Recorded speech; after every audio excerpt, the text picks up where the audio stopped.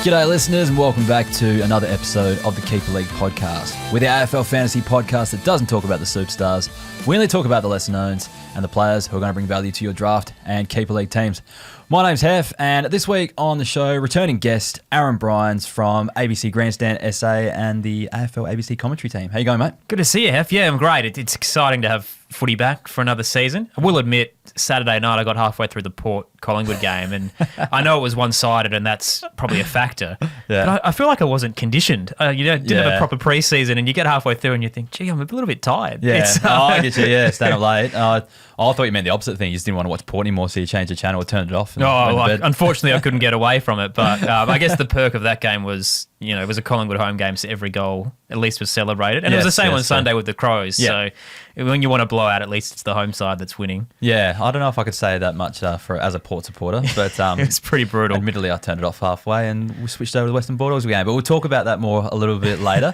I was listening to you on the radio on Saturday morning, and I really appreciated you. You had one of the Crows' assistants on or something like that, or someone involved. Would have with been Adam Kelly, head of football, yeah. Head of football, that's right. And I did appreciate the work you did trying to get an answer on Sid Draper and whether he was going to be the sub. I knew he was a big fan of the show, so I just tried my best to squeeze something out of him. But they were very tight-lipped all week, weren't they? I think everyone knew it was happening. Is that the sort of stuff you do, like you try to get a few fantasy kind of relevant stuff out there because, like, there might get a few reactions or something like that? Oh, totally. I think you tend to find anyway, and you know all about this, that listener interaction, I reckon a good 80% of our listeners are all about fantasy footy. So 100%. I think they're the questions everyone wants to know, not so much how you're actually going to play on the day, it's who's going to play where.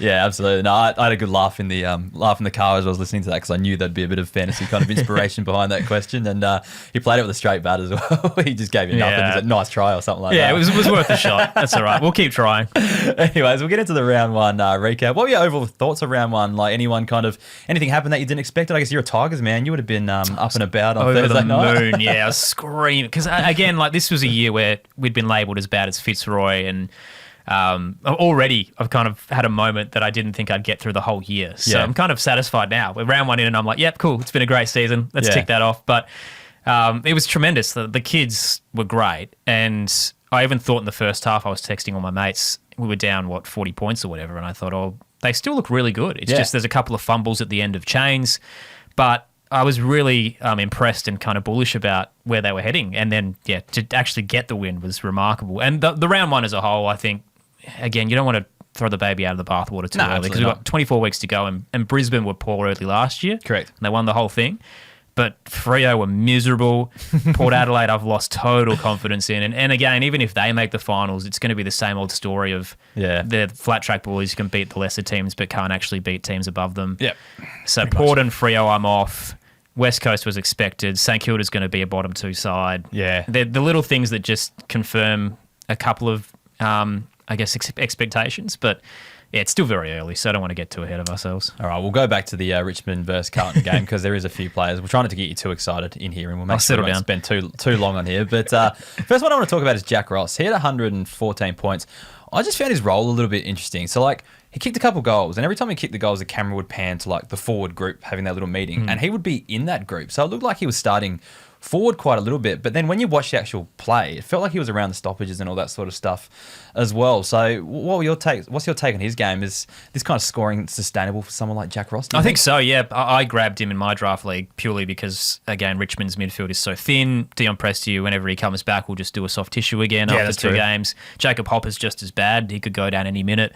So I felt he was a really good option to be rotated in. And then you look at the stats, and he wasn't actually at many CBAs, which was wild because I agree with you. I saw him around the stoppage all the time. Yeah. I feel like this is a guy who is going to see heavy midfield minutes, even if he's not starting there. And that might have been largely in part of playing Collingwood, where Camden McIntosh was tagging Cripps. And I'm not sure if that's going to happen every week. So when Camden comes out and goes back to his preferred wing role, probably Jack Ross would come in. Yeah. But then you've got, Smiley still to come. He's injured at the moment, but they've got to work him in. Sam Lawler started forward there majority of the night, but when he got in the final quarter, he was almost the match winner. So there's still a few little rotations to figure out, but you compare it to an Adelaide where they've got 6 superstars running through their middle. Yeah. Port were kind of the same when they get Zach Butters. So I think Richmond should be able to rotate Jack Ross through enough that he might not be 114 every week, but can be at least 80. Yeah, I that's reckon, right. Yeah. I like looking at the midfield, and I noticed this in the preseason as well. I think it was the game against West Coast where you played that weird 3-quarter game. Yeah. Him and Thompson Dow were they felt like senior figures in that midfield, which is, they're not overly old either, but they have been in the system probably, 5 or 6. Yeah, and the only contrast there, I guess, is that Thompson Dow, I didn't think he was as effective with his disposal. Yeah. Again, whether that hurts his role, it's entirely up to Adam Uze, but I preferred Jack Ross to Thompson Dow when it came to ball winning and damaging impact with disposal. I'm interested to see how this kind of all fares as well in, without being offensive to Richmond supporters. There's probably going to be games where you do struggle. Totally. And I mean, this Saturday against Port Adelaide, I think they'll find that Port have been embarrassed and they're playing at home, and it's the traditional game where they'll probably thump them. And it is what it is, but there's clearly some good green shoots coming through, and they'll probably win a couple more games through the year, and all eyes are directed towards the future. Yeah, exactly. Well, we mentioned Thompson down there. He scored 95 points, and Camden McIntosh doing that tagging role with the 70 points. And your youngsters look really good. The one that I thought was interesting was Sam Banks. All through the preseason, we saw him on that half-back line. It looked to me like he was starting on the wing at most of the centre bounces as well, and only put up the 61 points. Is that the role that you kind of expected him to play, or did you? I was thinking more defence, and then he pushed further up the ground. You're right, and more in that wing role. There was a lot of talk actually in the preseason that he might have been a good smoky pick. That wasn't on a lot of people's radars. Yeah, and it didn't really eventuate. I mean, he still had 21 touches. And it's round one. But because it's not a traditional half-back role, he's not getting those +6s that you're kind of after, those cheap, easy points. Whereas he's finding a lot of the footy up on the wing. It's just not very fantasy-friendly to be in that role. That's right, yeah. And all over the weekend, wings really struggled. I saw, even in the Hawthorn game, people like Massimo D'Ambrosio didn't touch the footy. Well, the issue is ball movement is key now. So it's all about speed and pace. And if you're going end-to-end, your wingers are only probably getting a touch, if that. That's it. And it's probably not even a mark. It's a handball link to go. So, well, hopefully someone like Sam Banks can work his way back into defence. But, it wasn't super promising after round one.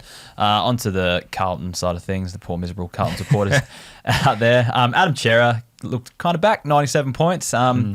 Should bounce back, I think, with Kennedy out of the side now playing at Western Bulldogs and Jagger doing his knee. I feel like he needs to step up for them, and it looked like he kind of did that without really starring or doing anything special. It's just that's the role he has to play, right? Yeah, I think the Kennedy loss is the big helper for him because Hewitt will rotate through. They gave a lot of time to Cooper Lord, but then subbed him randomly late. That was so He was best on ground at that point and then gets subbed. Easy, So, I mean, maybe Cooper Lord's one we should be looking at a little bit more because Chera might be too good for the pod in a couple of weeks' time because there just probably isn't that depth in the Carlton midfield that he used to be buried beneath. I think he's going to be floating around much more. So it was still the bottom end of, I guess, the favourite players, so Cripps, Hewitt and Walsh, but he's going to see enough of it that he's certainly fantasy friendly. Yeah, he's pretty much he's in that kind of top 3 mix that can score well. The other one that scored well for Carlton was Jack Silvani. He had 93 points, kind of played that interceptor role, took 8 marks back there.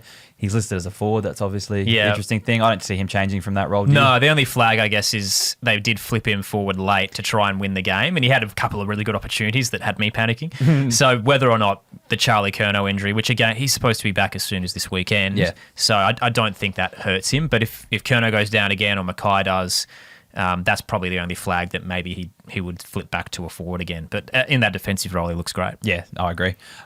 We'll tip the cap to Jacob Wiedering, who had 86 points from 11 marks back there. Not a lot of key tall forward options for Richmond. I mean, that's kind of the option, isn't it? Where maybe you can target as your last player on your bench whoever plays Richmond as from a defensive perspective. Maybe someone like Alira this weekend could because like Harry Armstrong's still learning. Tom Lynch is obviously on the older side. I didn't see as dominant of a presence from the key tools from Richmond. Yeah. And the other one, or another one in this game was Lockie Cowan. He had the 84 points.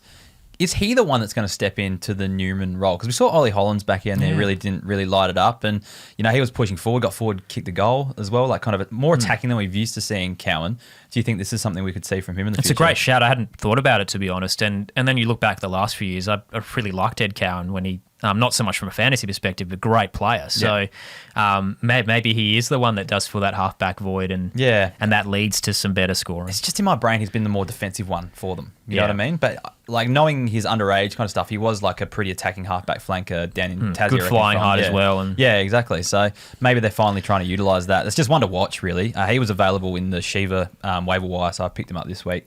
Or I put their request in. I've got to wait a day now because they've had a few issues with the scoring. So now people might listen to this and put in a request. Yeah. Maybe I should wait to release this. I don't know. Don't tell your mates. And then Lucas Campriale, he's kind of he's kind of come from nowhere, hasn't he? From the clouds. Well, yeah, definitely. The funny thing about this is, and I knew Scott Campriale quite well because he used to work with us. Yeah.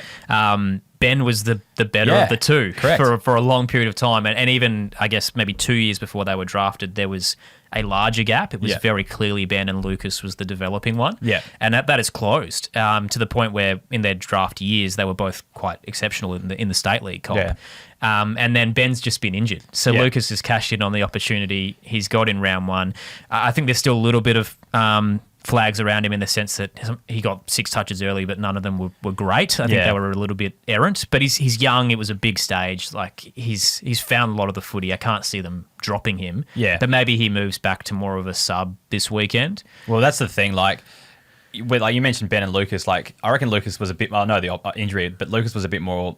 There's a bit more opportunity for him because there was someone that needed to fill that outside role, and he was more of the outside. Yeah, whereas of Ben the is two. your explosive midfielder who hits the Patrick Dangerfield kind of vibe. So is that like something like Ollie Hollands kind of didn't really work in defence? Could we see him go back to a wing? Do we see a Jackson Binns come in at some stage? Well, it's the cloud over Carlton, isn't it? Yeah. Does Voss panic after a loss to Richmond because you can write it off as, look, it was a young, hungry side and we just weren't on? Yeah. Or do you have to start shuffling the magnets before it really goes pear-shaped and his job's on the line? Yeah. But anyway, like it's a keeper league show, so like he's going to be one for the future. He's shown he's got fantasy pedigree. Totally. Like, even if he does get... I guess the message out there is that if Ben Campriale hasn't been picked up in your league, I'd look at it. Because I think it was only 2 weeks, his ankle injury, and... Yeah. He'd probably find his way into the squad at some point this year. Yeah, that'd be awesome. And we mentioned Cooper Lord, 70 points, just so disappointing to see him get subbed out. We had a guy in our league just wishing he'd put the captain on him at the start of the game. We'll move on to the Friday night game, Hawthorn versus Essendon. Connor Nash, 102 points. He just saw a bit of an uptick with Warple out and then had 10 tackles there as well. Josh Ward, like I was watching the wings pretty close. I couldn't really see him on there too much unless he was on that far side when my eyes were deceiving me. But yeah, had 88 points. He was obviously the one that came in. He was the only soul in for him. Was he on the half-back a little bit more? A lot of his touches seemed to come around there. Similar to Jack Ross, where he definitely floated up to stoppage as the extra man, but wasn't at CBAs. Yeah. Josh Ward's a really weird one. A guy that I think everyone had high expectations for and just wasn't rated internally for a few years, and that's why he found himself out of the 22, and even in the VFL just wasn't as damaging as he could have been, and now gets the opportunity with Warple, which doesn't sound long term. It's only going to be another 3 weeks. Yeah, so I wouldn't really rush to grab him, even though he scored well. Clearly his positioning isn't locked in inside midfielder, and then he's the first out once Warple's back anyway. Yeah, correct. Josh Battle had 82 points. I think he's just a handy defender to own. He takes kick-ins, gets a few marks, even for a taller type. I think he averaged in the 70s last year. He's a good one to own if he's available. Cam McKenzie was the one who saw the biggest uptick in CBAs, but still only scored the 68. I know. I was hoping for more. Do you think he's got it in him? Or I don't know. He sees teams... Like, he is damaging when he gets the ball. Yeah. He was one that I grabbed in my keeper because... Yeah, I just kind of felt the natural progression this would be the year. Yeah. And they really obviously want him in that role. Yeah. But he does feel a little bit more outside, more handball heavy. I rarely saw him mark the ball. Not sure how many he had on the night. So I don't think he was bad in the middle. No, he was just fine. Isn't great from a fantasy perspective. I just feel like Hawthorn... He's also small. Yeah, true. He's that quite doesn't small, help. skinny. I feel like Hawthorn just moved the ball too quickly for anyone to rack up bulk touches, really. Like, you'll get one or two that kind of get there, or people like Nash will get there through tackles type thing. 10, but so... You know, they're really quick to give the hands or just get the kick over the top, or they'll kick out in front of the players and they won't get that mark and stuff like that. They won't really stop-start that often, maybe a little bit in defence while they're setting up their attack. But once they go, kind of thing, and it might just be hinder their fantasy scoring a little bit. Onto the Bombers side of things, they put up a brave fight, but just probably weren't classy enough for the Hawthorn outfit. What do you take of the whole ruck situations with Draper and Bryan? Both of them scored in the 80s, but Bryan was probably more of the centre bounce ruck guy, and then Draper was the forward half kind of ruck. Do you see a world where they both score well? Do you see a world where they remain in the same side together? Because there's not really other key tools coming in for I Essendon. Definitely prefer Bryan to Draper as a 100%, ruckman. yeah. Not an Essendon supporter, but I think he's better. Yeah. But Draper is, you're right, handier when the ball hits the deck, better at scoring opportunities, which is why I think Crows fans want him to come over, because O'Brien is the total opposite of that. He's just a tap ruck and can occasionally contested mark, whereas Draper's another midfielder in a sense of what he can provide. But Bryan is, a better ruckman. So the two of them don't score well when they're together out there, but I don't think Bryan's ready to be a solo ruck. He probably needs that chop-out support.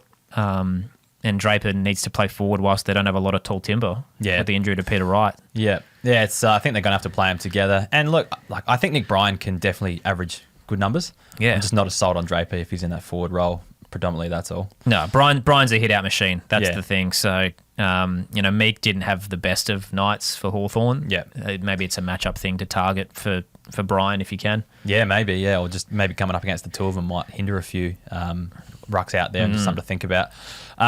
Mason Redman's took off the podcast, but his role was really weird. Like in the midfield, CBA. It's not going to last. And then, he wasn't very good when he was in there. No, he wasn't. I think that was an experiment that will die after a round. Very, very weird. Especially when they've got like Ben Hobbs and and stuff they're not giving midfield time to. Yeah, but even then, like Sardis was very disappointing. Yeah, he was ordinary. Like just watching him at the stoppage, he wasn't hungry for the footy at all. Yeah, kind of thought he'd be a bit more contested very and bullish, tentative, wasn't he? Yeah, and just wanted to wait on the outside, but then would run out the back and just wasn't positioning himself well.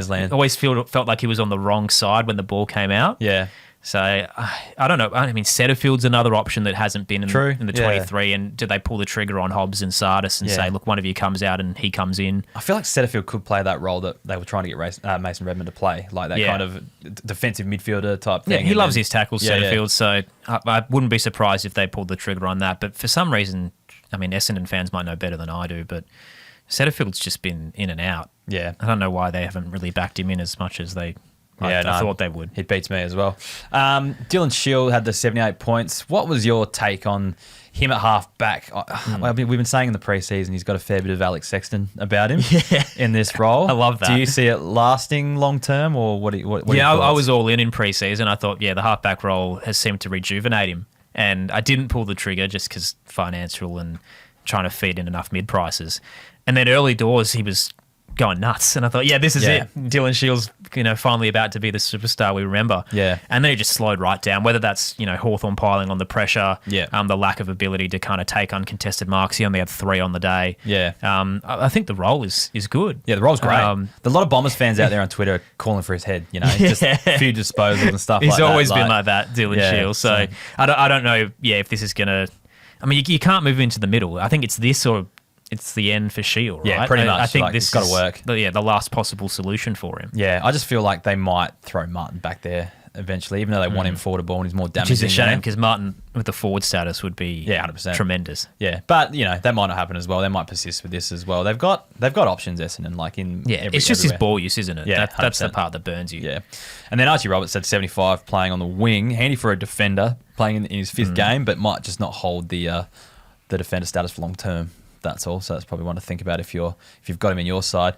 We'll move on to the Geelong versus Fremantle game. We're just going to tick off Bailey Smith. It's too good for the podcast. Only took one game. Yeah, he's locked in. All it needed. Sam de Koning is the big one. So I'm not sure if you heard the Chris Scott comments on Friday morning, but basically said we're going to start Sam de Koning in the ruck, but our ruck situation is going to change depending on needs and who we're playing, and we're going to rotate a few through there and stuff. So that kind of spooked me on him in his role long term. But then he come up against 2 ruckmen essentially, playing up against Reedy and Luke Jackson. 2 very mediocre ruckmen. Yeah, true. And just absolutely flag that. absolutely dominated them. So what are your thoughts on his ruck role long term? Do you think it's safe, or do you think we're going to see Reece Stanley, we're going to see Blitzarves roll through? We are, and that's... It was heartbreaking watching him go because, he nailed it. I didn't have him. Yeah. And those that did had an absolute field day because he was obviously very affordable from a classic perspective. But long term, Toby Conway's already back in training. Oh, I did hear that, yeah. Reece Stanley's obviously around the mark. Mark Blitzarves can do a bit of chop out.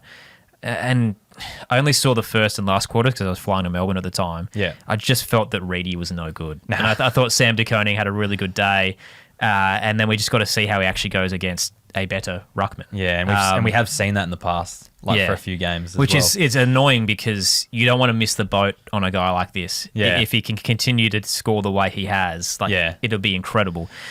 It's just so high risk. Yeah. I don't trust Chris Scott. I don't trust their ruck situation because they've got so many players who can do it. Yeah, especially if Conway is returning because he looked like the great white hope, the next one to come through. And that was, I guess, looking back at preseason, De Koning played against a better ruckman and didn't score very well. Yeah. So I can't tell if this is a one-off. It's very early to call. You kind of want an answer, don't you, before it's too late? Oh, it's just like, for me, if I'm going into grand final round 24 and I'm having to field De Koning as a defender, I worry. That's all. Yeah. That being said, from a, I guess, high-end perspective to guys we look at in the Keeper League pod, De Koning's one of your better mid-range options. Definitely. Yeah, I think 100%. even if he ends up back in defence, he's still getting 60 to true. 70. Yeah. It's not devastatingly high risk. Yeah. He's not going to be 40s when he goes back there. Yeah. I'm not sure if the 120 is sustainable. Yeah, correct. Mitch Nevitt's next one I want to talk about. Looked great in the midfield, 103 points, a lot of junk time possessions, a few marks and chips like that.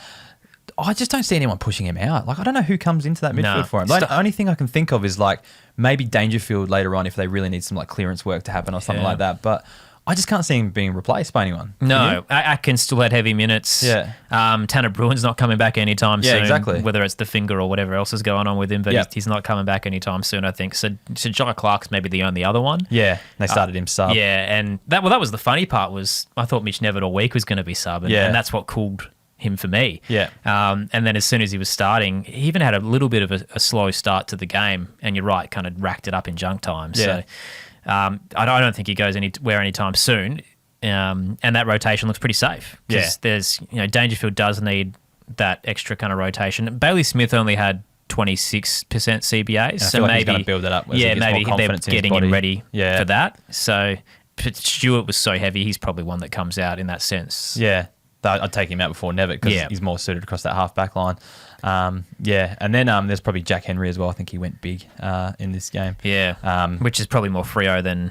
Yeah, true. Geelong. And then Stewart playing in that midfield. So that all could change as well in there. So, Geelong always just hard to read. But just a few defenders, like Zach Guthrie, 93 points. He's looks like he's more of a reliable player than I probably expected him to ever be. Lawson Humphreys as well. He's just so classy off halfback. This was the exciting one for me. Yeah. Another that I was really hyped about in the month before the season and then played in the back pocket in the preseason trial game, and I thought I just immediately jumped off and went, "Oh, maybe this isn't it." And then he went back to the role we knew at the end of last year, and turned up. So he's one in my league that I'm definitely looking at. Yeah, he's just such a classy operator that they want the ball in his hands as much as possible, and he'll score well as a result.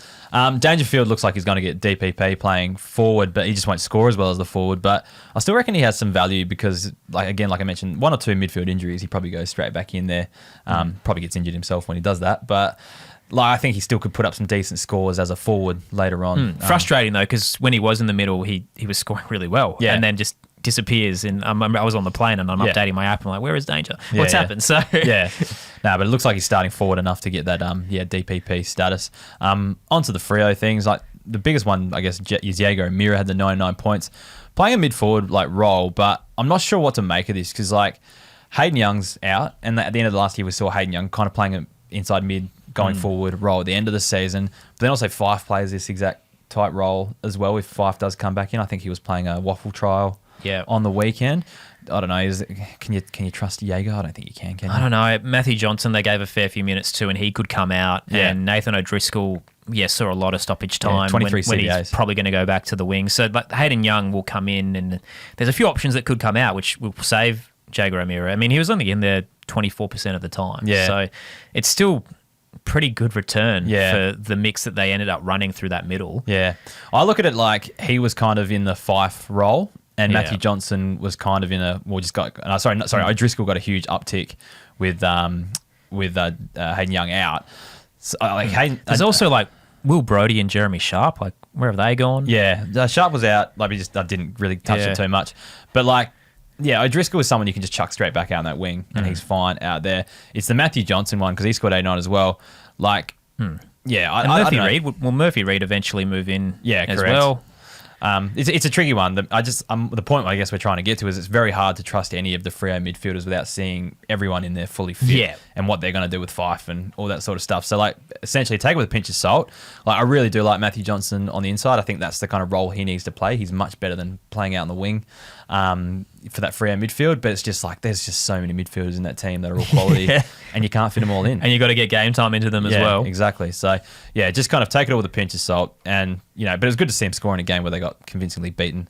You know who might drop down into the good for the pod, but not too good for the pod? Who's that? Luke Ryan. Yeah. That was a disappointing He's been coughing it all week. Yeah, it's weird. Like when they're not playing like a completely chip around, which you can't do anymore. Yeah, I feel like that's a dying art. He drops off, and I don't even know what the kick-in numbers were for him, but couldn't have been too many because he didn't put up a good score. Let's move on to the Sydney versus Brisbane game. Braden Campbell stood out. The score stood out, 81 points. He's a talented player as well. Like some of his foot skills, like he kicks goals for when he's playing forward now, kicks goals from pretty miraculous spots. And things I was going to say they're but just not keen to put him in that midfield group, are they? No, not at all. They've had plenty of opportunities to and won't pull the trigger. Yeah. The role's just not conducive to fantasy scoring. Like he kicked 3 in this game, was it? Which makes me feel like he's going to be more the next Tom Papley. Yeah, maybe. He'd be a kind of small forward option who can play in the middle if they really need someone to rotate in. Yeah. They just clearly haven't been sold on him as a midfield star. Yeah, good score, but don't like the role. Wouldn't be trusting it. Riley Bice, though. Bailey Rice. Well, this is the funny. I don't even know if this is actually funny, but my son started calling him Riley Bicycle when watching the game, and then it morphed into Ride Your Bike. So Ride Your Bike. We're just calling him Ride Your Bike. It's just a jarring name, isn't it? Yeah, so 6-year-old humour, Ride Your Bike, Riley Bice. 35 points from the 31% time on ground. He was a big VFL scorer in that kind of halfback wing role. Like I had him in the drafty analysis guide as the next Jake Lloyd. The Jake Lloyd replacement. It's a big shout, yeah. Well, I like it. But I feel like once Jake Lloyd retires, he's the kind of perfect guy to fill that role for him. So it's fantasy friendly, and he kind of showed it on the weekend, coming on late and putting up heaps of points. The weird one for the Swans, like Hanley played well also. So like Dean Cox has got a lot of selection decisions to make because there's a few injured guys to come back in, and I feel like he's still trying to work things out and do things his own way. Yeah. Dean Cox. So like we've still got a lot to kind of learn. But also running out of time at 0 and 2. Like, True. At some point you've got to win. And there's another tricky match this week as well. Let me double check. Yeah, I think it's someone that they might battle against as well. But while you're checking that, Darcy Wilmot was was probably the best beneficiary because Zorko went forward a little bit, kicked a few goals, did kind of still play back as well, but there was just more of a point share for Darcy Wilmot. And then Levi Ashcroft on debut as well, played on the wing all day and still scored 84 points. More than his brother. Yeah, so, correct. Yeah, that would. And again, another one who through the week was supposed to be the sub. Yeah. Injury changes last minute. Wasn't Tom Morris getting it wrong. It was just that things happened on the fly. Yeah, correct. And Levi comes in and dominates and now won't find his way out of the side, I think. Yeah. They've got Fremantle at home. So, Freo aren't that much good at the moment, but it is obviously they've got a Perth Stadium. So that'd be a tough game for Sydney. Yeah, definitely. Moving on to the Western Bulldogs versus North Melbourne game. I admittedly only watched the second half because I switched over from the Port game. I was calling the Port game, so this is more numbers than visuals. Yeah. Oh, well, good. I can quiz you more on the Port game. What happened in the second half? That's perfect. Yeah. But yeah, for the first one, is it you're the commentator here? Is it Joel Frazier, Freya? I haven't asked yet. Until I call them, I don't ask. So I usually call the media managers during the week and always double check. I swear I've heard 3 different commentators say it 3 different ways. Yeah, that's the concerning part is that no one has clearly checked. Yes. So is that what you do? Like you have to actually call the club or whatever. Yeah, it's definitely what we do at the ABC. Yeah, I don't think everybody does it. Yeah. I don't think BT does it. Yeah, definitely not. But I definitely during the week, like to call and double check these things because. Well, when you give them a call, can you send me a message and I'll. But then sometimes they kind of burn you, like you. Sava Radagalia last year we were told was Ratunolea. Oh, okay. And I was like, well, that's how it's supposed to be. We want to get it right. Yeah. So we did it for like 2 to 3 weeks on air. Got hammered on the text line for it. Yeah. Because nobody else committed. Yeah. And then Big Sava came out and just said, look, just call me Radagalia. So what was the point of that? Yeah. But yeah, we always like to check. So I'll find out for you. But I've been going with Freya. Yeah.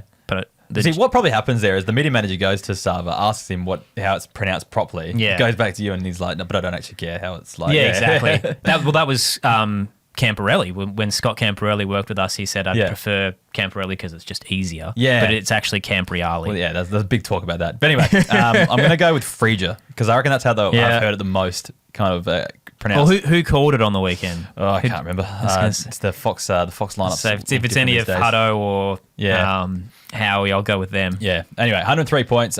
Just played everywhere. Like started half back, ended up in the midfield. I reckon at one stage he was back up rucking.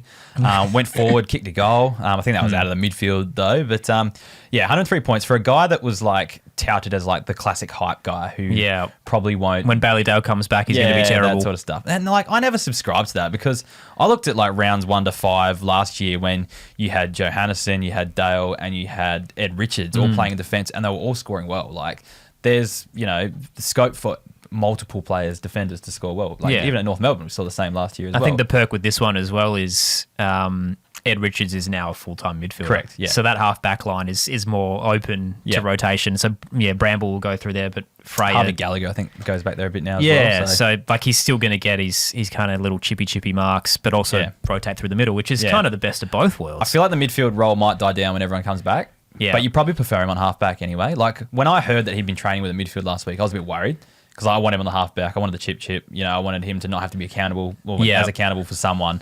Like I reckon him not going through the midfield as much when your Bontempellis and your Treloars come back is probably better for him, to be honest. The Dogs are so tricky in this sense. I feel like I'm going down a rabbit hole here, and you might have Matthew Kennedy on your list, which probably helps. But like Kennedy is such a problem from a fantasy perspective because at Carlton he totally ruined Shearer and Hewitt and made them so volatile. Yeah. And it's going to be the same with the Dogs with your Frasers and your Sanders. Like Matthew Kennedy is a great player if you didn't care about fantasy football. Yeah. And when you do, you're like, just get out of the team because you just take minutes away from everybody else. Yeah. Like you're loving it if you own Kennedy because like he might not be, I think he had 92 points on the weekend, 15 CBAs. He might not be like he doesn't matter. You don't care if he kind of screws up Bontempelli or Treloar. You don't care about that because he's going to be an 80 guy wherever he plays most weeks. Yeah. He'll get 80 most weeks. But so if you don't own him, you've got one of those two. It's going to be a bit of an issue. But like we're just going to have to wait and see what happens. I feel like when everyone's there, it's Richards, Liberatore, Treloar, and Bont. And maybe Kennedy and like how does Sanders fit into that? Well, they kind of pushed him. They pushed him out and pushed him forward later on as well. Kind of when Fraser went in there. So it's Bevo as well. Like there's just so much going on that you can't really trust it. But anyway, liked Kennedy on the weekend. Handy if you got him as a forward. Aaron Norton had 89 points from 3 goals against a pretty easy opposition. That's another target. Yeah, I think for whoever North plays per week. Yeah, key forwards against North. Leith Vandermeer, similar type thing. 3 goals, 81 points. That's more of a tip of the cap there. And then Sanders, we mentioned, the 71 points, 14 CBAs, but then pushed forward when Fraser went in there.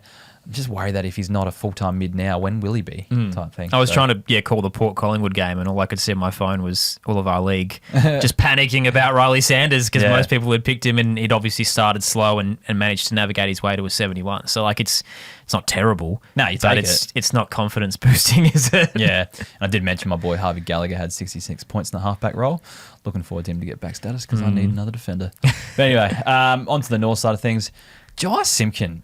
125. I feel like he's just gone next level this preseason, or back to what he used to be. It helps when you don't get a massive concussion in the build-up. True, yeah, that does help. But like, had that big Indigenous All-Stars game, had a big practice match, comes out round 1, I think it was under an injury cloud as well, and pumps out 125. Yeah, during the week had a little knock and there was some worry there, but maybe it's a little bit emblematic of North Melbourne as a whole, that there's maybe a little more belief in them. Maybe, like they were competitive on Saturday. They probably thought they could win with all the outs and stuff like and that. Jai Simpkins, been their leader for a significant period of time and has probably had enough of being mediocre. Yeah, definitely. So he's certainly playing probably to the highest level we've seen him in a long time. Yeah. And that part of that is, he's healthy and fit and it's a good rotation in that midfield mix for now because Wardlaw's not there. Yeah. Definitely. So Jai Simpkin, I think he'll be 2 goal for the podcast pretty much by next week, I reckon. Tom Powell probably as well, to be honest. 121 points. I feel like this was one of the easiest breakouts to predict. It was, and I wish I'd just... I didn't go near it in classic. Yeah, I didn't touch it either. And it was staring right there, and there were times where I actually had him in and didn't commit. Because, again, just North, you don't really know. And Powell had burnt a few of us last year at the back end. But it was the writing's on the wall, and it paid off. He had over 50% CBAs. Yeah, I've been doing a podcast. Well, what do you call it? It's not really a podcast. It's on YouTube, a YouTube show with our checkers from Marmalade, and we've just been talking about classic kind of pods. And he was one that I brought up, but just didn't commit. So I guess there are so many options that were good this year when you go between Horn Francis and Rankin, Caleb Daniel, who had a great game.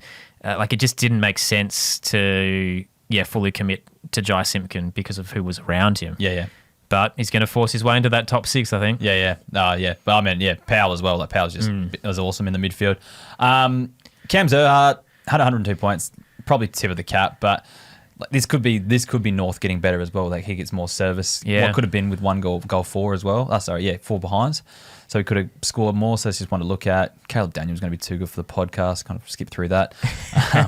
This role's comfortably too good. I think the role is just perfect. I mean, he's the new Zach Fisher, right? Yeah, 100%. Yeah. Well, it's probably the new Zach Fisher, Sheasel, and McKercher. All the above, mixed in one, really. Luke Parker, 85 points. I like this. Spent a whole lot more time in the midfield than I expected. I thought he was going to be mid-forward a lot more. Yeah, if not just purely forward pocket. Yeah, where he looked decent at the Swans last year in. Like, he's a good goal scorer. And maybe Will Phillips coming out injured, I think he was. He subbed out of the game. Maybe that helped. Even just some, veteran knowledge. True, in the middle. exactly. Like, North, I guess the handy part of having that with the younger players, like a Harry Sheasel, just having a steady head. Yeah. Aiden Core had 82 points. Tip of the cap, the ball was kind of being targeted him all day and he just copped a few marks and stuff like that while they were aiming for Norton. And Finn O'Sullivan had the role that we kind of wanted on the halfback line. And this is really good by Louis. Earlier in the season, I copped it on the Discord, the Keeper League Discord, earlier on in the year because I said Louis has this theory that they're going to blood him across halfback. And he called this probably November last year. I thought it was going to be wing, Yeah, same. And he's like, Clarko always plays his first draft pick. You look at the Sheasels, you look at McKercher. He's like, the same thing's going to happen to Finn O'Sullivan. So it was a good call. But he just didn't rack up the touches. It's easy footy, isn't it? So it's a good way to get your hands on the ball. Clarko does have history. I really like that theory. That's great. We'll take it into next year when North have another whoever first gets rounder. picked up first, expect him on the halfback line. But hopefully he can just kind of ease into that role and score okay. All right, so I cracked the shits during the Collingwood versus Port Adelaide game. Turned it off. Let's talk about the Collingwood players first. Like McStay and Membry, I reckon they're tip of the caps. But on the back of a good midfield. Look, the main thing you probably need to know with these two is that Membry was the guy they targeted the most. Yeah. So he's their new key forward. He was the lead out option. Yeah. Again, if you're playing in North Melbourne, like Aaron Norton was, you pick up Tim Membry. Yeah. Dan McStay floated a bit more, so ended up down back at times. Really good with his contested marking. Has a history of injury, which is why not a lot of people talk about him. Yeah. But I probably prefer Membry in the role of just being the guy. Yeah. As long as they're playing an easier team. Yeah, which Port Adelaide were on the night. Unfortunately, witches' hats out there. Tim Membry was a 70 average guy in the past, and you're going to take that every day of the week as a forward. So he's probably floating around on waiver wise. He was actually. I looked at it this morning. He was under 40% owned in keeper. So he's definitely one I reckon you should be targeting if you need a forward. Still side bottom, interesting. 106 points, 20 CBAs. Pendlebury the sub, so kind of stepped into his role. But Ned Long, we'll talk about him in a sec. He had a heap of time in there as well. But then Pendles had 30 points from 28% time on ground coming on as a sub. So I think it was just a training. Port's midfield was really bad. In the third to fourth quarters, it was witches' hats. Did I read that no one laid multiple tackles? Or something like it was rough. There was just zero pressure. It gave me kind of West Coast a couple of year vibes where they just weaved in too comfortably. And that funny story for you. And apologies to Steel Sidebottom for this. He had a tremendous game, and it was like he was barging through stoppage, comfortably hitting targets. I saw him kick a big goal. And I just said post game, we were chatting with the experts, and I said, this is probably the most embarrassing part of the night for Port Adelaide was that Steel Sidebottom's 34 years old, and he destroyed them. It's essentially a B grade midfield when Nick Dacos is getting tagged, and Steel Sidebottom is his second best guy. Yeah. And then my tech goes, we've got the interview ready downstairs. It was Steel Sidebottom who was listening. He heard the whole thing. Oh, no. And the first answer when they said, how'd you think about the night? And he goes, not bad for a B-grade midfield. So, radio gold. And apologies to Steel Sidebottom who, had a tremendous night. That is awesome. But, hopefully the role continues because opening round it wasn't there. Yeah. He only has 16% CBAs. Yeah. Pendlebury becomes the sub and they almost flip. And Steel Sidebottom becomes the heavy usage guy. Oh, that is awesome. It was rough. Very embarrassing. Teaches you not to have an opinion. Stick to facts. Yeah. Ned Long's the other midfielder I want to talk about. So he had 97 points. He was the mid-season draftee, huge scorer in the VFL. And then I think he unfortunately got injured straight after he was drafted, so we didn't see him play too much last year. But he had 7 tackles and 24 touches. there's options at Collingwood in that midfield. Because when you look at like Tom Mitchell, you look at DeGoey, who's not on the side at the moment. It's like, do they even bring those kind of older guys back, or do they kind of run with someone like Ned Long a bit more? Yeah, the Long one's weird. So Nathan Burke actually gave him the one vote in the ABC Footballer of the Year. Said that he loved his game. Yeah. Again, this is maybe more the inexperience of Ned Long, who hasn't played many games.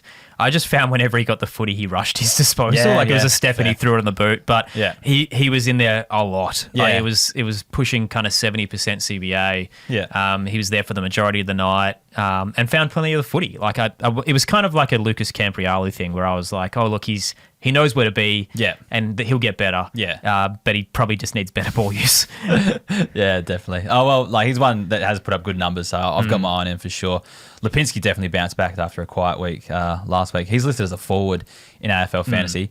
Are you might agree with this, I don't know, but like I feel like the wing just suits him a lot more than that kind of mid-forward role he was playing last year. Like he does find space well, Yeah. and can set up his teammates with a clean use. So, and loves his little tight angle shots. He does, So, yeah. I don't mind him as an option, considering forwards are always tricky to pick up. Yeah.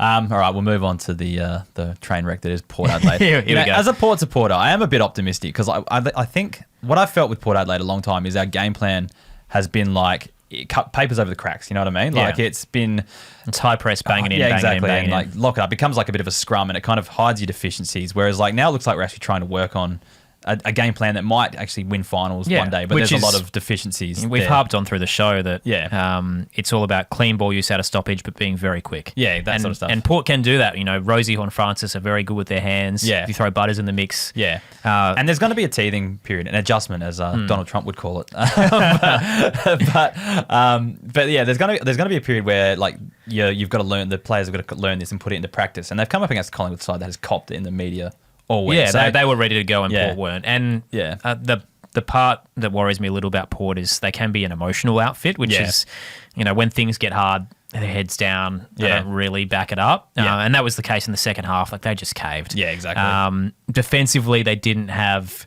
their best talent. Yeah. And we saw that at the Mount Summit Showdown in the preseason, that they were just dysfunctional and leaked too many on the run. Yeah. But it was really the midfield, as I mentioned before, that could have been a different story if they actually got on top. Yeah, like Rosie and Horn-Francis found the footy, but it wasn't damaging. And it wasn't explosive. And I think that's got a bit to do with the game plan as well. They probably, there was a time where they just bang it inside 50 and hope Charlie Dixon would take a mark, and now they're trying to find different options. And but Collingwood's pressure was so intense that they just got them every single time. So they know what to do really with the new style. So like that's why I'm kind of optimistic. There's definitely a lot of things we need to iron out. But I'm just hoping that maybe not this year, but 3 or 4 years down the track, we have like a style of football that it can actually compete. Given that our side is, what the average age is 24 as well. The issue that the noises that I'm hearing is, Bergman's out of contract, Butters is a Victorian. That's happening. Yeah. It just sounds like there might be even Farrell. Like I'm a little worried about the players that might leave at the end of this year. Then Tassie coming in, taking the first round draft picks. Yeah, it's bad timing. It's very, very bad list management. But let's get out of the Port politics. Travis Boak scored 115 points. Now, was he almost like the loose player in defence by the end there? All of his touches came in. A lot of his touches came in the back half later on in the game. So. But yeah, it's good for his point scoring. Even early, I reckon, he obviously floated around the outside of the stoppages really well. And to his credit, he was the only one that did try all night. Yeah. I was really impressed by what Travis Boak had to offer. And we laughed about it post-game that, again, the veterans of Sidebottom, Membry, Boak, they were the better players on Saturday night. Yeah. The guys who had no right to be, which is great for him. He's in season 18 and maybe can go for another if he continues the way he's going. Yeah. If that's, just look for a role, though. If he's playing in defence, like that could be pretty nice for fantasy. We'll just have to wait and see there. It's probably good for his body and longevity as well. I think we all kind of assumed it'd be forward at the age that he is, and I didn't see a lot of that at all. Yeah. Kane Farrell looks like he's going to be the main Houston beneficiary, 88 points there. And Burton was in the side and it didn't hurt him, which, we didn't get a chance to see in pre-season. I feel like people were asking that question all pre-season and it just seemed obvious the whole time, but it's just like, would Logan Evans do more? Would Josh Sin come in? That sort of stuff, but it was always going to be Kane Farrell. They were all there and it was Farrell. Jeremy Finlayson, 84 points. Like, great score. Took 8 marks. A lot of it was on the chip around, though, as well. But if he plays every week. They can't do it again. No, we lose every week if he plays that role. Such a liability back there. He had 29 touches in the preseason as well, and it's very fantasy friendly. But it is not a viable positioning People for him. get so confused with the fantasy friendly and just real football. And there was times where he wasn't even watching the footy, and then Tim Membry would just take an easy mark on him. And that has plagued him through his career, his effort. He does get caught on camera, not trying hard enough. Kane once pointed it out, what the hell was he doing here? And he's just done that, whether it's forward or back. So I think as soon as Thatcher comes in, that will be they'll just go out. Maybe even Asava this weekend. Exactly. They wanted to give him a Sandfield trial before they really rushed him. The issue, it's Richmond, so do you throw an injured guy straight in for a side that's supposed to be bottom 4, even though they're off a win? Or do you just say, look, Finlayson isn't working, let's get it done? I think there's just a whole heap of people out there that are seeing Finlayson as an 80 average forward in fantasy. I just don't think it's going to hold. Happening. Yeah, I don't think it's going to hold. To the point where, I think if he's not playing defence, he's not on the side at all. Yeah, correct. Onto the Adelaide versus St Kilda game. I didn't see a second of this, but I know that you watched every second of this. Called it all. We'll get into it. So Jake Saligo had 125 points. He's just gone next level, hasn't he? Yeah, definitely. And I felt this was coming. He averaged 22 touches last year, showdown medalist, great preseason. The concern over Adelaide was they had so many bodies who could run through the middle, which is something they've never had in the past, a plethora of options to actually be damaging and quick. It looked great. And I know it's only St Kilda and you don't want to get too far ahead of yourself this early in a 25-round season, but Saligo was their main guy in the middle. It was Dawson, Saligo, rotation, whether it was Crouch, Peatling, Rankin, but Saligo kind of has removed himself from that wing role and now he's more midfielder. And it's going to translate to better scores. He's not getting 120 every week, but minimum is getting 80, and that's great. Well, you mentioned Dawson, and I guess Rankin went in there as well. If you're tagging one of those three, who cops it, do you think? Do you think it's still Rankin. Dawson or Rankin? Rankin? I'm Rankin now, which is great for Jordan Dawson. Yeah, that's what I'm thinking. I'm a Dawson owner, so I was hoping because that was the only volatility he had was, actually he has one other, which is wet footy, because he doesn't get his marks. But usually it's the tag that brings him down, and I think Rankin's the more damaging option, so you put attention into him. I really hope that's the case. Josh Worrell was a player in preseason, just from the get-go from that game in, I think it was Port Augusta or Port Pirie out that way. That's right. That was a very long time ago. He just popped up taking marks on the half-back line, that sort of stuff. And then comes out and scores 96 points. He's just really impressed me. But do you think he's someone that can maintain that kind of scoring as definitely. an intercept role? The thing for me was it was either going to be Worrell or Michael Annie. And they both kind of had that halfback we could explode off, almost Brett Delidio-esque. And Michael Annie's become more lockdown and Worrell's more run and gun. So I like Josh Worrell. I was going to say Josh Worrell. Yeah, I reckon he's just one to target off your waiver wires for a cheap defender because I think he would have slipped through to the keeper in quite a few leagues out there. I like him as an option. Josh Rochelle, did I see him lining up on the wing at some stage? I can't remember if he started there. But again, I've got binos on the centre circle, so wouldn't really know. But I definitely saw him floating around the footy more around up the ground. And then again, hit the scoreboard a couple of times. He had some nice moments. And I think it was just weaker opposition though as well. Not even, but Matthew Nix said this is the best preseason I've seen ever from a player, and we all laughed and mocked and thought, I'm not buying any of that. And he was really exciting to watch. It does feel like the thing you would say after his last preseason, no matter what it happens. Yeah, when you've dropped a player around 24 and you're trying to keep him. But maybe there is some truth to it. He looked great. I'm really happy with what I saw. And it correlated into a decent fantasy score. The thing with Rochelle is, I think in the past, we were hoping he would be in the midfield mix, and that's not going to happen now. Yeah. Riley Thilthorpe had 82 points. This was my worry about him. He just needed 3 goals to get to that. But his contested marking's great. Yeah. So that's going to help him out. That will happen a bit. Another forward that, hopefully is a 70s guy. Yeah, and definitely. That's still pretty handy in most keeper leagues. Bit of like Sam Darcy about him, where it's not going to be a huge scorer, but he's going to be pretty consistent. But Fogarty's the guy now. So Thilthorpe's still great and a very handy second fiddle. And they sub-text out, didn't they? Yeah. Yeah. So I think Fogg's kind of the lead-up forward target. Yeah. Onto the Saints. Jack McRae, 109 points. He's back. Yeah, Roll was there, never left the midfield. Top 5 forward, do you reckon? Yeah, definitely, comfortably. Sweet. And even his disposal was good. He's a little slower because he's older. Yeah. But the Saints midfield is so thin. Yeah. I can't see him leaving at any time soon. That's awesome. Darcy Wilson, I saw, had 97 points. What was his role? Yeah, I saw him a lot through the wings. Yeah, that sounds about right. Yeah, a little bit half back. occasionally floated into stoppage. Yeah. Pink boots help. Oh, yeah. You could see him everywhere around the ground because I always used to confuse him and Filippo quite a lot. Yep. He, from what I saw, he was great. Yeah, very, very good dash, clean ball use, just not in the middle in terms of starting, but yeah, floats around. And there was a listener question that came through on the Discord from Honey Badger 999. Great name. Yeah, it is. Max Hall and Hasty from the Saints as well. I think they're both listed as midfielder, but he said Hall was listed as a mid, but got 2 goals, 2 and 16 disposals.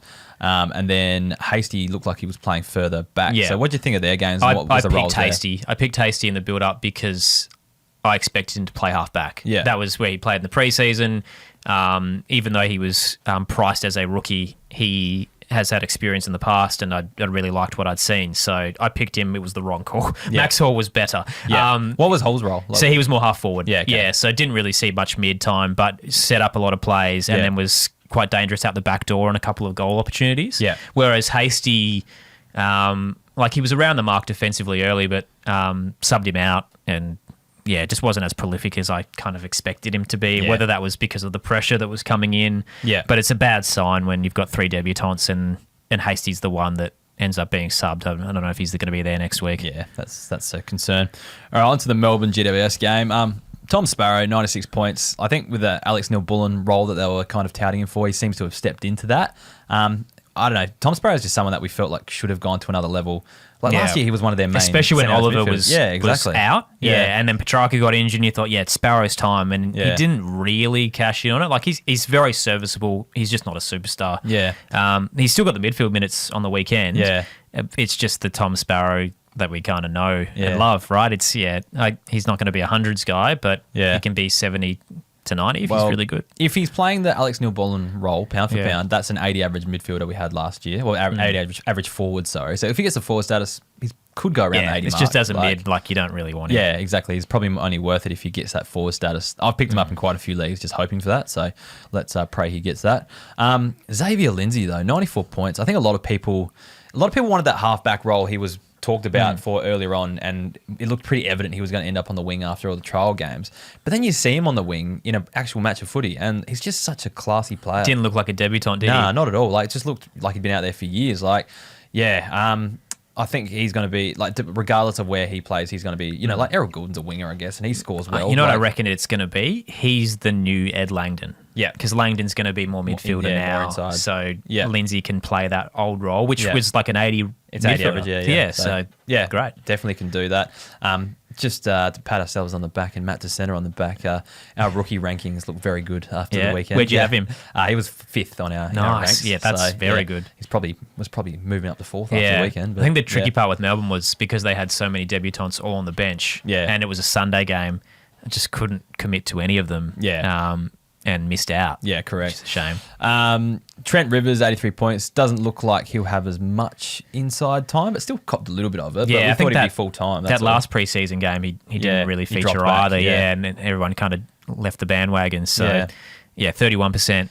Yeah, and it's not terrible. Ed Langdon, you mentioned before, 83 points. Probably didn't have as many CBAs as I expected, but it was definitely an uptick. Yeah, into stoppage afterwards, and the that extra too. man. Yeah, that's right. He'll probably be around the 80 mark as he usually is anyway. On to GWS. It was a funny game because GWS probably didn't play as well as I thought they would, but still got the win. Wet footy and backing up after last week. And the Orange Tsunami doesn't go as well on the wet. Was it 2 minutes to go? I thought the game was wrapped up. Same. Yeah, got back into it. Melbourne blew it. I've got a question for you. Is old Toby Green back?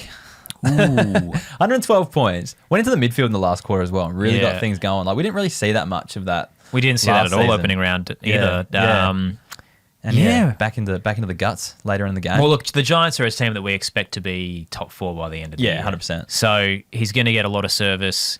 It's just his ground ball work, which has never really gone away considering his age. Yeah. So... yeah, why not?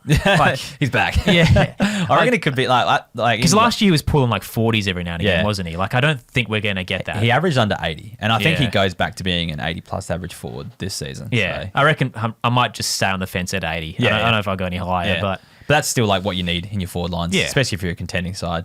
And Stephen Keneally, I've just got on my watch list, not scoring that well, but he's a bit of a watch for forward status. Yeah, was poor last week, better this week. Yeah, definitely getting pushed forward with some of the midfield rotations. Tom Green back in the side, pushes Kelly back out. He was on the wing last week, pushed Keneally forward. So, it kind of does help if you want the DPP, and then I guess you just got to pray for an injury or something that gets him back in the midfield. Him back, On to the last game of the round, the old rip snorter that was West Coast versus Gold Coast. Game of the round. I watched the whole thing, unfortunately. Oh, wow. Anyways, Jack Graham, 97 points. We said if he was back to a full-time midfield, he'd be an 80 average guy. Scored 97 this game. I think the only surprise for me is, as someone who owned Jack Graham and traded him while the value was high, because I assumed this was going to be the role. The reason I got rid of him was I always felt he had a ceiling. Like even when he played midfield for Richmond, it was max 90. I never saw him as a 110 guy. I feel the same way. I think this is like his big game. This is the big game for him. This is as high as the best you're going to get with Jack Graham. And this was full mid-minutes. Like I think he's still very handy as a forward option. And I know he's a long way off, but I feel like he's very similar to Yo when he goes into the midfield. Like provides a very similar thing. So good tackler. Yeah. Like just don't sell the farm for him because they're going to have some young guys come through soon. But as a forward, like you're going to take this every day as well. So, 97's great. Yeah, 100%. Tom Cole, tip of the cap. The ball just kept falling in his lap in defence. It was in there a lot as well. So he had 89 points. Matt Flynn had 73 points. Got flogged by Wits, but sounds like he's going to be the number one ruck for them. They got to get Bailey Williams in, I think. Well, I don't even know if it's the ruck and Archer Reid comes out, but like you're right, Wits destroyed him. Like they've got to, I don't know. Yeah, and he's so like constantly injured, Matt Flynn. True. Yeah, that probably happened. That probably sort things out. I don't know. Like it's a good handy option as like a bench. Bench ruck. Yeah. If you're desperate, I've got written here. But you take 73 points from a ruck if you didn't have anyone else. Yeah. And Ruben Ginrey, it's more of a role thing for him, not really a fantasy scoring thing. But the halfback role was just confirmed if it wasn't already. Better than like occasionally through the preseason, he was more locked down 1-on-1. Yeah. At least he's getting a bit more chance to move the ball. It's funny because like West Coast are a team that like the ball's in defence a lot, but their defenders don't score. Yeah. But even though they look like they should score, like Brady Hoff looked like... Brady Hoff's the one, isn't he? Yeah, and he looked so good in patches. Like I think he had a 30-point first quarter, and I was like, here we go. And then it's just that they don't possess the footy enough to that's the issue. Anywhere. Yeah, so it's just it sucks. Anyway, on to the Gold Coast of things. Ben King I had pretty high up on my waiver wire podcast this morning because I feel like he's just going to take that next step. Yeah. I think if Gold Coast really lift to a finals contender, it's going to be on the back of him being a pivotal focal point up forward. Yeah. Got roasted the other day by a mate. Shout out to Robbo. We were picking like top 5 players in the comp. Yeah. And then we were like, oh, what about top 5 players of this year? Yeah. And it was kind of like, oh, Sherry is the ruckman. And like in your midfield, you can run like Jason Horne-Francis and Patrick Cripps. And I was like, look, if I wanted to pick a forward option, I'd pick Ben King. Yeah. I just had this feeling that, Kerno's a little bit injured. We're getting these new wave of key forwards come in. And I thought, with the Suns naturally rising, Ben King would be the guy. And Ethan Reid was also really good. Yeah. I don't have him on the list, but I did enjoy him. King clunked some good marks. Yeah, that hanger was awesome. Yeah. So if the Suns are really serious this year about being a finals candidate, then Ben King becomes a very good option. Yeah. And like you got to remember, he was a pick 6 in a super draft, right? So like, and key forwards do take 5-6 years. Has been injured, been injured, that sort of stuff. So like, he's got all the potential. I feel like this year, if he can stay fit, might be the year he just puts it together, and he could get to that Mackay-Curnow level of key forwards. The delivery is going to be great. Like Anderson's tremendous. Yeah. Miller's tremendous. Yeah. Rowe's in there. Rowe gets it moving his way. Yeah. So, again, this is more on the Suns that they should be better this year. If Suns are going to make the finals, he's going to be a pretty good player this year. Lockie Weller, 81 points, had a mid-forward role, which was interesting because he had a few CBAs in there as well. So I think 81 points. If he gets forward status, that's going to be pretty Didn't see this coming anywhere. No, not at all. I thought maybe that's more of a Dan Rioli coming in and moving him around. Pushing people forward, and Joel Jeffrey, 80 points. I just feel like his role, there's just not enough points going around on that halfback line because there's just so many of them. Yeah. And you're not playing West Coast every week. You're probably targeting more Powell and Rioli than you are Jeffrey. And probably Noble as well. Like there's just so many back there that you forgot about Johnny. Score. Yeah, exactly. Like there's just so many. All right, that wraps up all the game recaps. We'll quickly get through the questions so we don't keep you too long. But let's get into Malteser tea, which is buttery tum. That's a nice, nice handle. Do we need to be worried about the past reliables like Luke Ryan and Hugh McCluggage? No. Nah. I am a bit worried about McCluggage just because the amount of midfielders that Brisbane have. But then, like, Lachie Neale got tagged out of the game this week, but then Dunkley just goes off. So I think the concern is, like, if they ever move Ashcroft in. But McCluggage had the highest rate of all the midfielders in his role. And he probably usually plays more outside as well. So and that was a scrappy game. Yeah. So I'm not too fast. And Ryan, we knew this is Luke Ryan. Like, it's not a shock that he dropped 60 because he can go 140 one week and then 60 the other. Like, that's just the Luke Ryan experience. The thing with Luke Ryan is, like, he had that monster start to last year. It was really a tale of two halves, and then he was insipid for the rest of the year. Like, when everyone started trading him in. But it's kind of continued now. So I can see why people are concerned, but just wait for a game where Freo dominate, which hopefully is soon. Yeah. Don't know if it'll be against Sydney. I kind of just want to see a game where Freo have the ball, just exactly. to see what they do with it. Yeah. Because if they are, again, kick Mark around across the half back, then he's great. Yeah, exactly. But they didn't really touch it enough for us to see that. Don't panic on those two. Just after one round is what we guess we're saying. At Major Van Bam, he wants to know which of these guys are real. Matt Johnson, Jack Ross, Mitch Nevitt. So, to be honest, I think... Like, if you say real as in they're going to average what or score what they scored each week, probably none of them are real. But let's say real is like an 85 plus to 90 average. Do you think Matt Johnson could be that? No, I'm probably reverse order. So Mitch Nevitt, Jack Ross, Matt Johnson. Yeah. I think Nevitt's, locked in for his midfield role. Can't see anyone pushing him out, Jack Ross is going to get plenty of opportunities rotating in as the fourth man. Yeah. And Matt Johnson, Fremantle have so many guys to come in, I don't really know. It's too hard to pick. Yeah. I do like Johnson as that next one after their kind of main three, but he's always going to be fourth banana. There's no way you're getting ahead in pecking order. That's the thing. At JWS019, he's going to sneak two questions in. That's a bit cheeky. What do you think of Jack Silvani's role? I guess we kind of covered that, but we think he's viable there. And what do you make of Jack Henry for the Cats with the Saints this week? Is he in consideration? Yeah, I think so. If you look Saints have zero pressure. Yeah, correct. And if you look at people like Worrell last week, scored a lot of marks. And if Stewart's going to be in the midfield again, which it looks like, there's love it as a 1 week hit. Yep, absolutely. Waiver option. Should have had him in. I think I did have him in. But anyway, Sparhawk wants to know Cogs buy low or is he fool's gold? Fool's gold. Yeah. Even with forward DPP, like he's still probably going to be scoring 50 to 70. Like, if he gets anywhere close to the midfield, it's going to be on the wing, and it's not going to be great. I don't think. No, he's one of those guys that I think has hit the cliff pretty quickly. Yeah, and probably will get injured at some like stage. a Pendlebury. Like I think that they'll manage him towards more milestones, but it's not the Pendles of old that we know. Yep. Burger Ball has got a couple of players for the tip of the cap or grab them. So which ones do we reckon we should grab and which ones do you think are just a bit of a tip of the cap? So Jack Henry, do we think he's a grab him? Grab in deep leagues, yeah. Lockie Cowan. Wait.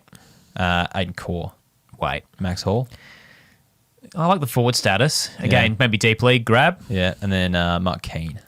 I wouldn't stress about it. I think Mark Keane does this where he against easy opposition, he'll get so many plus sixes across the half back line. Took a fair few kickouts. Yeah, he takes kickouts. Yeah, likes his marking game. There was a point last week he was averaging 90 over 2 weeks, and a whole people jumped on a classic, and he went nowhere near it. No, I can't see it being very reliable. Yeah. So probably, almost in that order, I might move Hall above Core. So I'd go Jack Henry, Lockie Cowan, Max Hall, Core, and then Keane. And then P-Rex wants to know, who are your biggest movers in terms of value after this week, positive and negative, and who should we be wary about and being too reactionary to? So my biggest movers for me are Sam de Koning, just because like how low he was. And I know we talked about before there's going to be fluctuation, but when he's rucking, he's going to score well, I feel. Joel Frazier, obviously the stocks are up now, and Mitch Nevitt. Xavier Lindsay will throw in there as well. That's a good one. Yeah. I think he's going to be available in a lot of leagues. Yeah, 100%. And then on the people that are stocks down for me, Ollie Hollands. I don't know. Are you that concerned after that performance? Or? It was a better second half. Yeah, he did. Yeah, he did come back in the game. But I was never really on board. I like Elijah more. Yeah, and he's not going to be playing for a while. So. Yeah, I got Luke Ryan as kind of a bit of a loss in value. Yeah, stocks down. Yeah, like you're not going to, if you're trading him, no one's going to be buying him at the price he probably could have pre-season. And then Will Ashcroft a little bit, and it's just the same thing is because that midfield is just so deep. And and when a debutant who's your brother does better, it always hurts you a little bit. But maybe he'd be one to target, to be honest, as a trade target. Definitely. Yeah, try and pick him up for cheaper. Yeah. And just because it's a deep midfield, tough game, and more so that like he was sky high. His value was sky high once he won that Norm Smith. Yeah. And I didn't start him in Classic because I felt like he was going to be not. He was a good price range in Classic. He was, but like he was still at like an 80 mark, and that's kind of what he averaged until the grand final.